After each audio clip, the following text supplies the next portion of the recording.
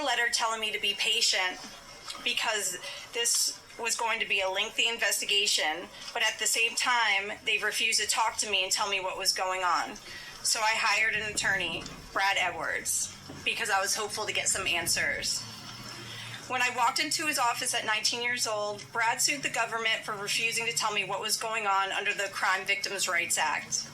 The only reason anyone ever found out that the government had already given Jeffrey Epstein immunity through the non-prosecution agreement was because our lawsuit forced the government to tell us.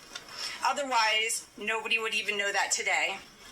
Sometimes it's hard to believe that I had to sue the United States just to learn that my abuser was given immunity.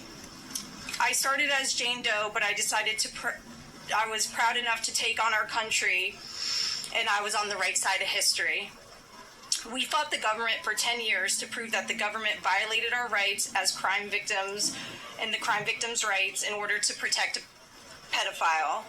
We had to win the 11th Circuit Court appeals to force the government to turn over thousands of pages of emails between Jeffrey Epstein and the government. Those emails provided the proof that the government worked very hard with Jeffrey Epstein to violate our rights. Why? Why did the government work so hard to protect Jeffrey and not so hard to protect me and my other innocent friends? Why was Jeffrey so important to the government, and why was I so insignificant? Why did nobody but our lawyers care before now? It seems people have only started to care because of Twitter and politics. But I would like to say this has nothing to do with politics. This is not a blue thing or a red thing. This is an everyone thing. We can all agree on this. The injustice that has happened here. Multiple, over and over. Everybody that talks about this just seems to make it worse. We need transparency. It's time for us to see beyond the curtain. Why was Jeffrey Epstein so protected? Who is still being protected? And who protected them all? So the world can understand how Jeffrey was able to abuse so many of us for so long. I was lucky to have Brad Edwards, Brittany Henderson, and Paul Cassell take on my case pro bono and fight fearlessly over 20 years' time. I would like to thank them, and I'd also like to ask the Trump administration to please sign off on the Crime Victims' Rights Reformed Act, the Courtney Wild Crime Victims' Rights Reformed Act that's we're trying to get past here so we can close the loopholes in the CVRA case that Epstein's attorney used to their benefit to get away with this. Thank you so much.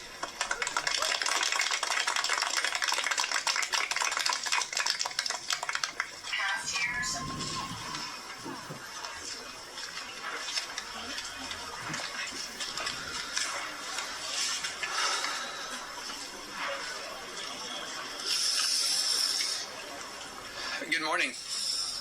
First and foremost, we want to extend our deepest gratitude to Brad and Brittany Edwards, Congressman Massie and Khanna, and above all, the brave survivors who have entrusted us with the privilege of speaking today on behalf of Virginia.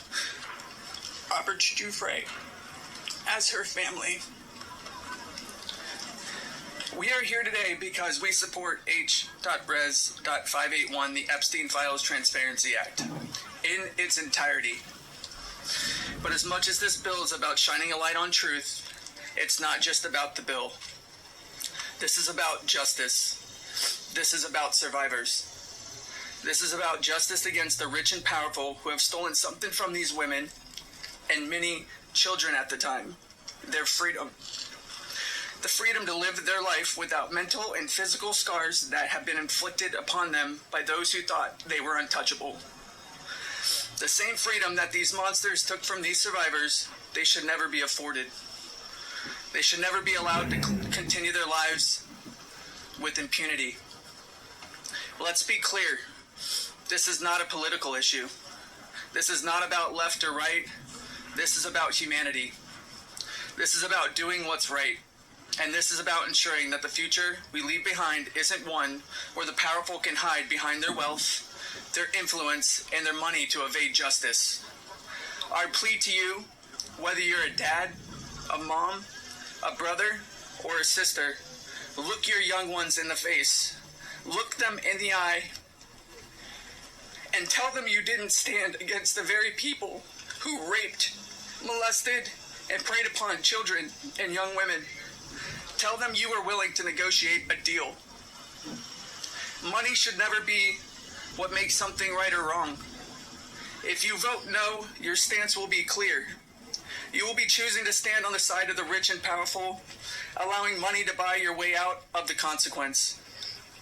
But here's my one ask. Look these survivors in the eye and tell them why. Then, look the people of the United States in the eye and tell them why. And then, when you're alone, look yourself in the mirror and ask yourself why. Virginia said it best, and I quote, "I have physical and mental scars that will never heal. I have memories that will never go away. They say time can heal, but this won't. Not until the justice system makes an example out of these people with so-called privileges. I just call it money.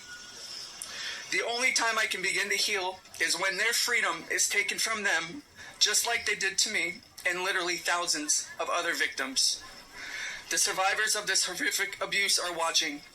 The American people are watching. And history is watching. Which side will you be on?" Thank you.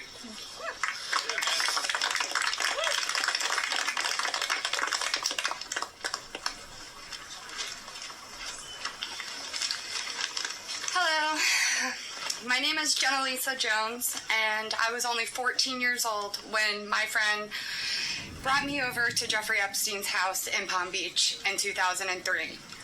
I had a terrible home life, but I was such an innocent kid then.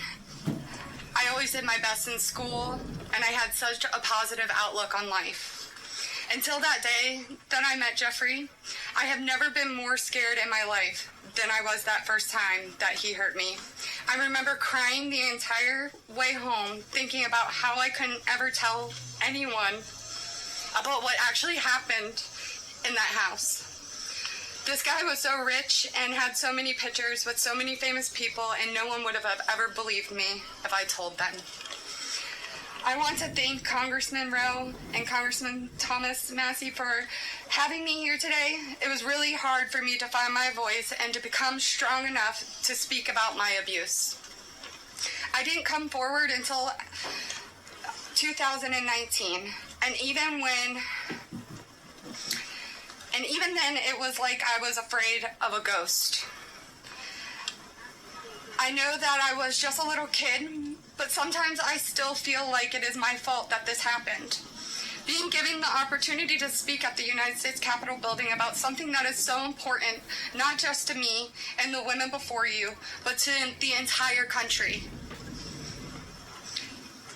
Together, we can finally make a change, and that is thanks to the people like these two congressmen and their teams who actually care about the victims. If you are a member of Congress and you are listening to all of us speak here today, please really listen to us. Please vote for this bill to be passed. Please recognize how important it is for transparency relating to Jeffrey Epstein. Whether you are a Democrat or a Republican, this does not matter. This is not about sides. You are an American, and you are a person who has chosen to serve in an elected position to stand up for those you represent who cannot always stand up for themselves. We are those people. We are the Americans that you promised to protect, and we need your help. Please, President Trump, pass this bill and help us. Make us feel like our voices are finally being heard. Thank you.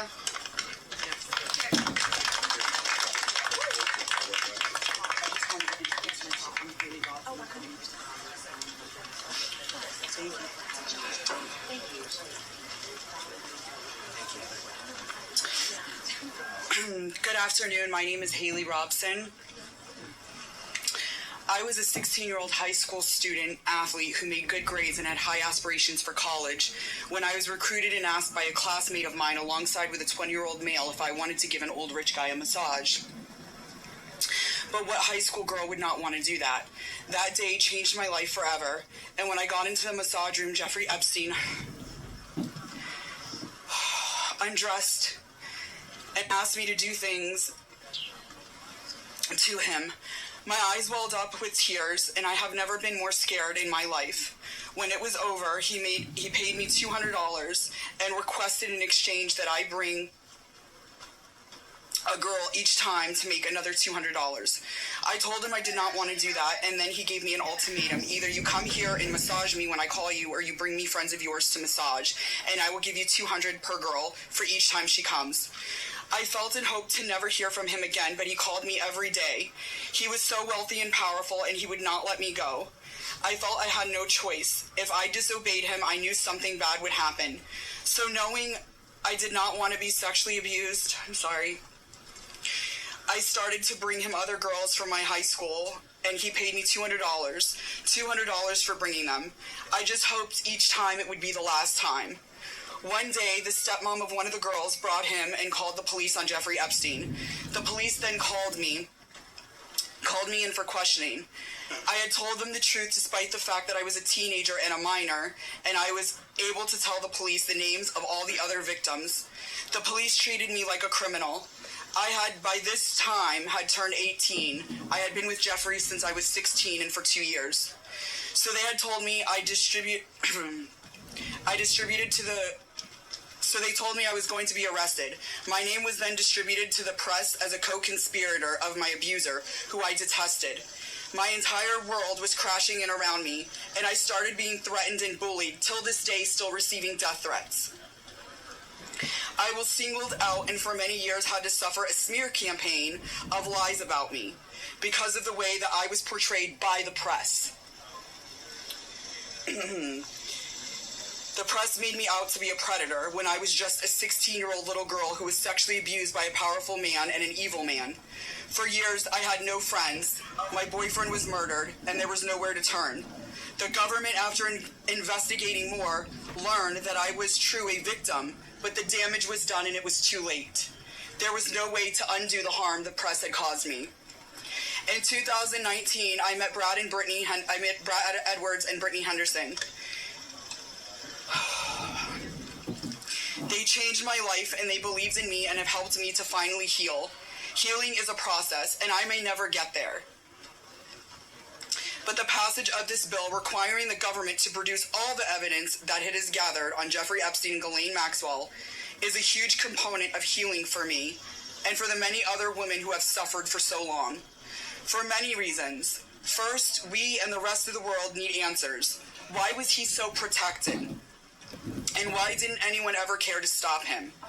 It doesn't take a brain surgeon to know that if he is spending thousands of dollars a day paying high school girls he abuses and other access to, and had a lot of access to cash.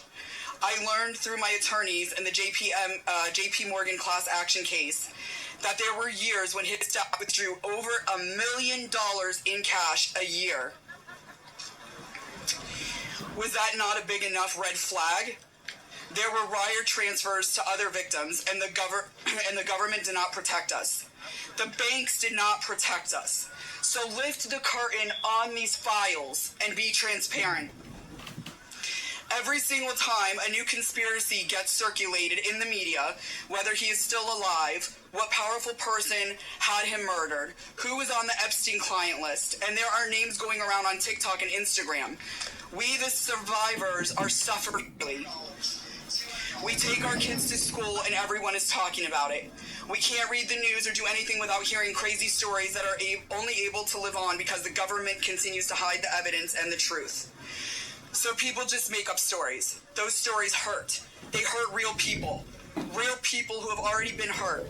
And we have lost so many Epstein victims to suicide, and maintaining the real truth in secrecy only allows for conspiracy theorists to tell lies that drives up our anxiety and fears and will continue to lead to more pain, more suffering, and honestly, more deaths of innocent victims. It's time you do is right by us. Unseal all the documents. We are requesting transparency, and I am requesting every congressman and woman that goes against this bill be outed. I want to know. Thank you.